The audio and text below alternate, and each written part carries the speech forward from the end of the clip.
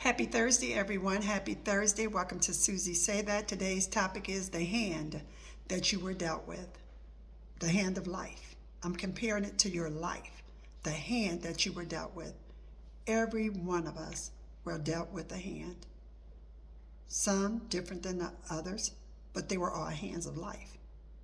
You came here, the Bible says, and I believe what it says concerning our lives, that we were knitted perfectly in our mother's womb, and that God knew us, the great I am that I am, knew us before the foundation of the earth, way before he called these things into existence, this earth, he knew us. So if he knew us, then he knew what kind of hand we were going to be dealt when we came into this world. I know I hear a lot of people say, if God knew all these things and he is who he is, how could he let so much bad things happen in the world? Babies die, kids die, and awful things people get just, oh my gosh, how could you say he cares? And I was like, because you're looking at God from this perspective.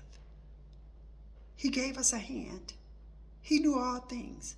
But also, when it all started off, all hands were clean. There was nothing wrong with the hands. When he first created, there was nothing. The hands were holy. The hands were good. But because we live in this hopeless, broken world, hands are no longer good. They're just not. It's the way. That's why we needed a Savior. That's why he came here in the body of Jesus Christ to make things right. Because all hands were unclean. When they came here, our life was unclean. Just the way it is. And I can't explain to you about why everything happens. I can't. But I can tell you this. I serve the great I am that I am. And I know he gave me a life in this earth for his own purpose. And that is, Susie L. Hill belongs to him. I'm a disciple of his. That's who I am. That's what my life represents. Those are the hands I'm talking about. That's part of my hands.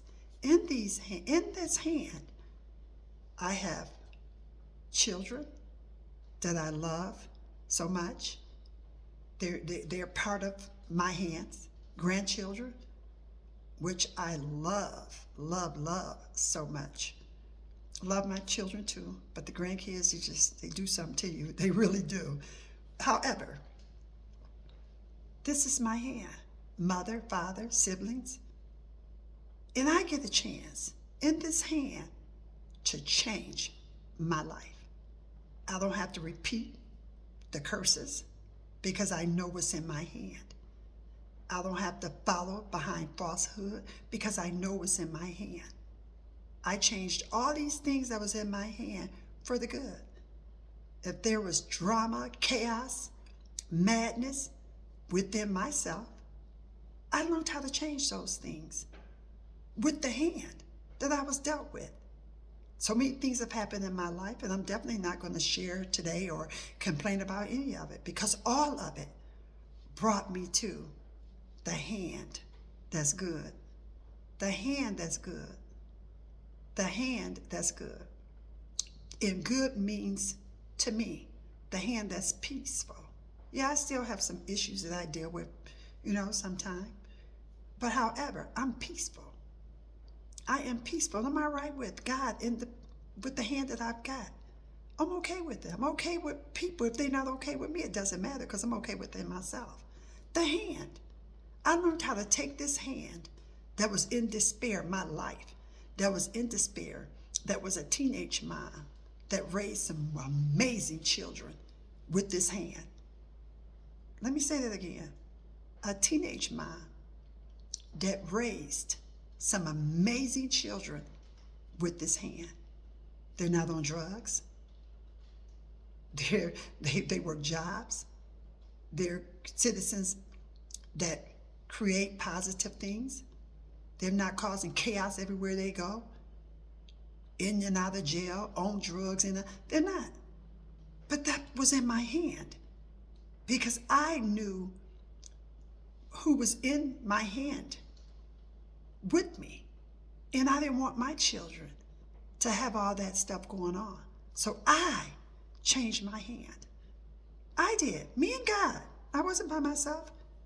I don't believe in a single mother if you got God. You were not single. If you had God in your life while you was raising children or an on-hands father, you were not single. That's my definition. I'm sticking to it, okay? Call it whatever you like. That has nothing to do with me. I'm just telling you what was in my hand. Me and God raising my children. That's all they knew because that's what I taught them. I didn't want my children to be like me.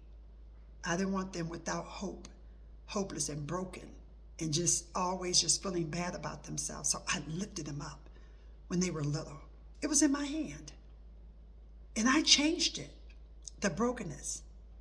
Gave my children flowers, and I went to many functions, and I laid in the bed with my children when they were young because I didn't want them to feel abandoned issues. I didn't want them to feel that they didn't have someone that loved them and cared deeply for them. We watched so many movies together. We had dinner together. I have so many great memories with my children. So anything that goes on after that, I don't put any energy in it anymore because I understand my role that I played in all of it.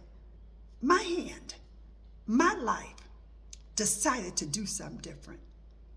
I didn't want them to feel rejection, and I didn't want them to feel that they wasn't loved. So I loved them the best that I knew how. And I'm sure there's other moms and dads that's out there who did the same. But I'm just telling you, that was in my hand. What I seen good in my hand was God and my children. That's what I was dealt with. I was dealt with God with my children. That was my hand. And my parents, which did everything they could do. And I understood that for me. Because I couldn't have did some of the things that I did in life with my children if they didn't give me a leg up. I recognized that a long time ago. Okay? But that's the hand. Siblings. That I was in my hand.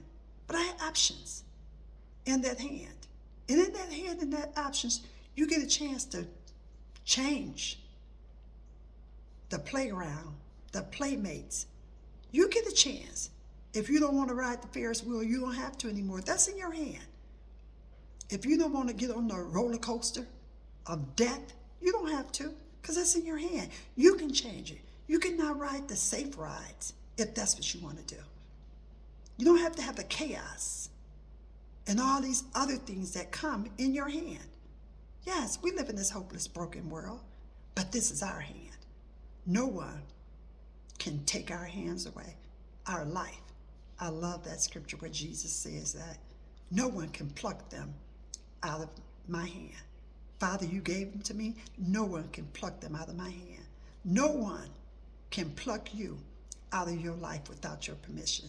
No one can cause you to create chaos and keep up mess, gossip, lie, all these things that get on my nerves. I should say all these things I hate because I know they cause so much pain. They cause so much pain. Gossiping and lying and keeping up mess and being messy and all these things, they cause so much pain. You know? And people, I'm not that one. Even though they've accused me of it, but it's a lie. I don't throw rocks and hide behind it. But I learned some things about this hand, my life. Everything ain't for everybody. I get a chance to keep some things to myself. And I don't have to always provide the information and all these things that other people want. I don't have to. I can speak about things and feel confident that they're coming from a good place and not have to own up to anything. I don't have to because I know what's in my hand. Do you know what's in your hand? Is there peace in your hand? Love and joy. That's what's in my hand. I have the good life, that life that God was talking about. He said, I came to give you the good life. What is the good life? The good life is peace, joy, wealth. And wealth ain't always about money and things. Your wealth is your health. If you're healthy, you're wealthy. Okay? That's the good life. If you go to bed and you sleep at night and you don't care who's talking about it, who's saying whatever, that's the good life. If you give to the poor, that's the good life. if you volunteer, if you do videos that's uplifting and whatever it is, that's the good life. If you pray for people, pray in your church, pray or whatever, that's the good life. That's what's in your hands. You can either choose that because that's what you want in your hands. Those that, like me, I want that in my hand. I have that in my hand. What do you want in your hand? I've had other stuff in my hand. And I mean, it just wasn't working for me. I had to go to the great I am, because I got desperate enough to go. I was sick and tired of being sick and tired of not knowing what was in my hand. I let people see my hand, let people see every card that I was playing, let people see where I was going, what I was doing, and they had an expectation for my life, and I didn't even know it. I didn't know that I shouldn't be sharing everything. I didn't know that some things are just for me and God. I didn't know that things that I share, people take it and use it against me. I wasn't thinking that, but I just was sharing my life because I didn't want to keep anything to myself. But see, there's some different things I could have did with this hand. I could have talked out loud about those things I was going through. People would have said, you crazy and all this other kind of stuff, because they're the one that's crazy, because they don't know how to talk out loud to themselves. They don't know how to move by their own energy. They don't know how to encourage their own self. They don't know how to do it, so they'll call you crazy. Talking out loud, listen to me, talking out loud to yourself is therapeutic. It is healthy. So if you're one of those people that's talking out loud when things happen, or I got to get up and go to that job tomorrow, and you're saying it out loud, you are healthy. You are not crazy. The world says that's crazy, but scientifically it's been proven, and spiritually it's been proven by me, that talking out loud about your life is healthy. I am a healthy human being. I'm the most healthy human being I've been in my life, because this is my hand. And I notice my hand every day. I know what I'm going to say, what I'm not going to say. I know how to be quiet. And sometimes I mess up. And that's because I've showed too much of my hand. That's the only time you can mess up, when you show too much of your hand and you have not got set free within yourself from those things that bother you. That's the only time you'll show your hand, because there's no reason to. You are who you are. God created something great, your hand, your life. And it's up to you to run the course, show the hands, show the cards. It's up to you to do that. Nobody gets a chance to do that for you. Nobody gets a chance to tell your story. It's your story because it's your hand. Nobody gets a chance to tell you how it went, what it went, because most people lie about it anyhow. But if it happened to you, it is your story. Nobody gets a chance to tell you how old your hand is. If something is going to set someone free, or is going to do something great in someone's life, then you need to tell about those things in your hand. But if it's some things between you and God, and you've confessed it already, because you talk out loud and you confessed it to the person and you apologize, hey, it is what it is. It was in your hand, and it's no longer in your hand because you got it out of your hand. You understand? And I love apologies. I do. I've always been the type of person to say I'm sorry first. There's many people have did things to me, and I mean, they don't apologize. It's just the way it is, and I'm okay with that, because I know that my hand needs to be revealed at all times, because I want to keep clean hands. I want to keep a clean life. So I have to get it off I won't let it stay with me. I won't. I'm always revealing when it comes to that kind of stuff, I'll reveal my hand and say I'm sorry. I reveal my hand because I don't like things to be attached to me. And if I don't say I'm sorry, then that means that I got some unforgiveness within myself against myself. Okay? Pure hands don't have that. Pure hands will say, I don't care if you did it 10 years from here. They won't sit there and just talk to you and know that they done lied and you talked about you like a dog. And they'll be thinking, well, God forgave me. I ain't got to say it to the person. Yes, you do, because you're a hypocrite if you don't. And I've told you guys a story. One time I had to apologize several times. Not just one time. Several times. And I knew I didn't do anything wrong, but it was in my hand. It was in my hand. I felt it, the weight of it in my hand. So I had to go to people that I knew that they did me wrong, and I didn't do them wrong, and say, hey, whatever I could have done, whatever I could have said to you to make you treat me this way or say these things, I'm sorry. I remember one time I called someone when I first got on this journey of showing my hand, my life, and I said to this person, I said, hey, This person had walked over me like a carpet. But because I wanted pure hands, and I know I played a part in it, I called this person at their job, and I should never forget it. And I said, hey, I said, how are you? Fine. It was nasty. Fine. And I said, oh, okay. I said, I'm just calling to let you know that whatever I did, whatever I said to harm you, I am sorry. They said, yeah, because they went on and on and on about the words that I said. They couldn't say nothing else. All they said was, yeah, when we got into it, you said this, you said this. And I'm talking about many years ago, you all, but I'm just giving you a good example about clean hands and hands that are not clean. You said this every time we had a disagreement. You would say this and you would say that. I said, okay. I said, okay. And I'm thinking to myself while I'm apologizing, the nerve of this person. But they never mentioned they did anything to me. Never, and I mean they walked the carpet with me, okay? But they never admitted it. But I did. Because I recognize it takes two hands to have an explosive party. You can't be by yourself. It's never just one hand. You can blame one person all you want. It takes two to have an explosive party with hands. Two. Okay, and somebody gonna win and somebody gonna lose. It's two hands warring against each other. But I had to get it off my chest, and I did. And I said, for that, I am sorry. I'm so sorry. I said, will you forgive me? And they said, yeah, I forgive you. And then they called my mother. True story. They called my mother. And they said to my mother, is she about to die? Because she calling everybody, making her amends with everybody, saying that she's sorry. If she, and most of them people, honestly, 90% of those people I had protected in my hand.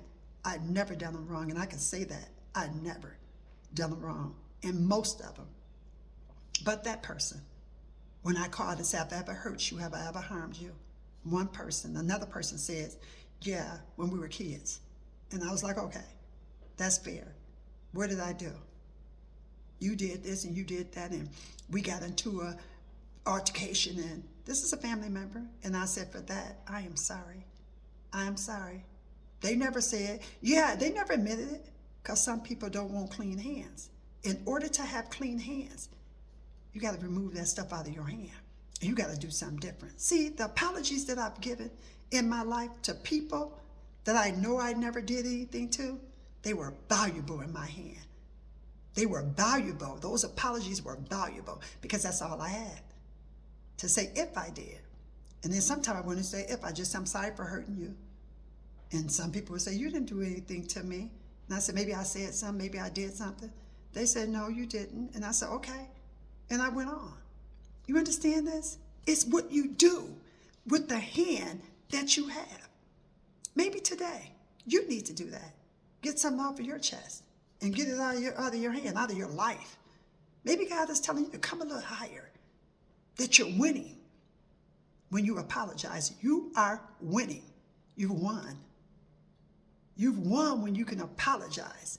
And that was the first time that I felt I had some power in this hand. I got it off of me. Whatever they said I done, I got it off of me and went on by my business. But they never, those people never admitted to anything they done to me, ever. Talked about me, lied on me, they never said they were sorry for it. But see, I'm the one that don't do things right according to them. I'm the one that can't be told anything, and I can't be by people that don't do the things they're supposed to do with their own life. So you can't come calling me, telling me about me when you don't take care of your own hand. I find that most people that don't take care of their own hand won't accuse people of their hand. I find that from my own life experience. I'm just telling you, this is my life. So I'm gonna attach everything to my life. My hand to my life. I don't. Of what people say and what people do. It's taken me years to get to where I am, to have clean hands. I can say to you now, my hands are clean. My hands are clean because I've dealt with me. I've dealt with Susie L. Hill. I've got counseling from two of the greatest counselors I know. I've got some counseling, some therapy. I mean, they did what God sent them to do in my life, and I'm grateful for that. I'm so grateful that those two people counseled me when I was down in the dump and never knew I had hands that I could change. Never knew that I could change my life with what I had. But they gave me the tools, biblical tools, to change my hand. God, the great I am that I am, loved me so much and continues to love me so much that he don't want me to have unclean hands. And that's a Bible verse too. You can find it. Unclean hands. No, my hands are all right with him. They are all right with me, and nothing else matters. Okay? What kind of hands do you have, and what can you do different with your hands? What can you do? Think about it. You're still here. You can change your hands. You can take some of the stuff that you've been doing and put new things in your hand. You have that right choice. We all have that. I don't have to go the route of your generations that went before you. Or are you doing the same thing you've done when your children were young? I'm not. I stopped doing it. I changed the whole path. I don't do the things that my mother did, my siblings. I wanted to change my hands, my lifestyle. But I had to get real with me. I had to. It all starts with yourself. I had to get real with the counselors, with the therapist, these two people. And I drove those people almost where they didn't want to deal with me because I had every excuse you want to name why I couldn't do different with these hands. And I remember one time, the prophetess said to me, I'll never forget it, where were you in all this? Because I was saying, they did this, they did that. She said, okay. But where were you? She was asking me, explain your life because you believed all these people took your choices. So explain that to me. And I was like, well, how could you say? And they just kept doing me wrong. How could you say this? She said, let's go to the Bible. Let's pray. And as she educated me on my own ownership of my hands, I began to accept some facts about my hands. They always had choices. Your hands, your life, always has choices. You can change where you're going, where you've been, and get clean hands. Okay? Till the next time.